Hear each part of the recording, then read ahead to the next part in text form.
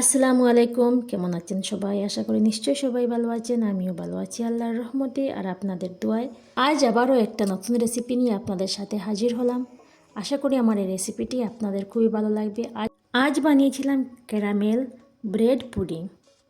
তো চলুন দেখে নিই কীভাবে আমি এটা বানিয়েছি। আমি এখানে প্রায় হাফ কাপের মতন চিনি নিয়েছি, আর এই চিনিটার ক্যারামেল এখন আমি বানিয়ে নেব। ক্যারামেল বানানোর জন্য গ্যাসের আঁচ মিডিয়াম রেখে চিনিটা ভেজে নিতে হবে।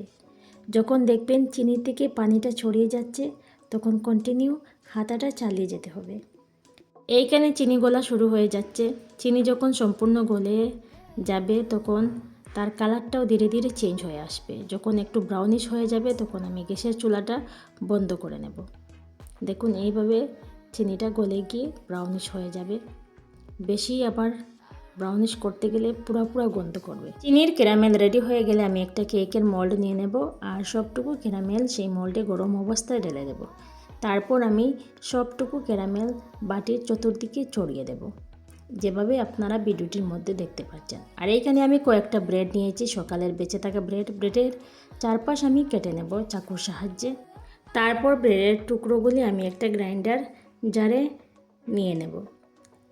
গ্রাইন্ডার জারে এইভাবে ব্রেডের টুকরোগুলি দিয়ে আমি এর মধ্যে দিয়ে দেব হাফ কাপের চেয়েও কম লিকুইড দুধ, দিয়ে সেটা ভালো করে ব্লেন্ড করে নেব। এইভাবে ব্লেন্ড করে নিয়ে আমি সেটা পরে ইউজ করব। দেখুন, এইভাবে ব্লেন্ড করে নিতে হবে। একদম ইজি আর খুবই সহজে একটা মজাদার ডেজার্ট তৈরি হয়। আর বাচ্চারা তো অনেক বেশি খুশি হয় এইরকম একটা খাবার পেলে। বিশেষ করে বাচ্চারা অনেক খুশি হয়, আর এটা অনেক টেস্টি হয় ব্রেড দিয়ে বানানো। অন্যদিকে একটা বাটি নিয়েছি, বাটির মধ্যে দিয়েছি আমি 250 গ্রামের মতন লিকুইড দুধ, আর দিয়েছি 2 টেবিল স্পুনের মতন কাস্টার্ড পাউডার, দিয়ে সেটা ভালো করে মিশিয়ে নেব। প্যান নিয়ে নিলাম, প্যানে দিয়ে দিলাম এই লিকুইড মেশানো কাস্টার্ড, দিয়ে সেটা ভালো করে নেড়ে চেড়ে নেব, যাতে কাস্টার্ডটা নিচে লেগে না যায়। তারপর এখানে আমি দিয়ে দিলাম হাফ কাপের চেয়েও কম চিনি। চিনিটা আপনারা আপনাদের পছন্দ মতো ইউজ করতে পারেন, মিঠা বেশি হলে মিঠা নিতে পারেন বেশি। এরপর এলাচ পাউডার দিয়ে দিলাম। এলাচ পাউডার একদম অপশনাল, ইচ্ছা করলে দিতে পারেন, না করলে স্কিপ করতে পারেন।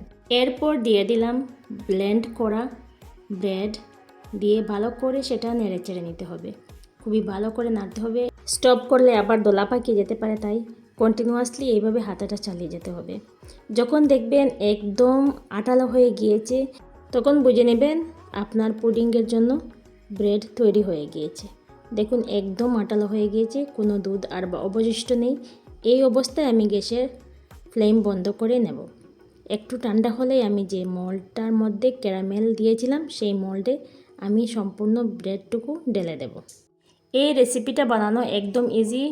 খুব সামান্য উপকরণ দিয়ে হাতের নাগালের কাছে যে উপকরণ থাকে সেগুলি দিয়ে তৈরি করা যায়। আমি ব্রেডটুকু সেট করে নিলাম। অন্যদিকে নিয়ে নিলাম একটা কুকারে দিয়ে দিলাম 1 কাপের মতন পানি, আর একটা স্ট্যান্ড বসিয়ে দিলাম। আর এখন স্ট্যান্ডের উপর চলে যাবে ব্রেডের বাটিটা। উপর থেকে একটা ঢাকনা লাগিয়ে দেব। একটা ছোট্ট প্লেট আমি উপরে দিয়ে দিলাম। তারপর আমি কুকারের ঢাকনাটা লাগিয়ে দেব।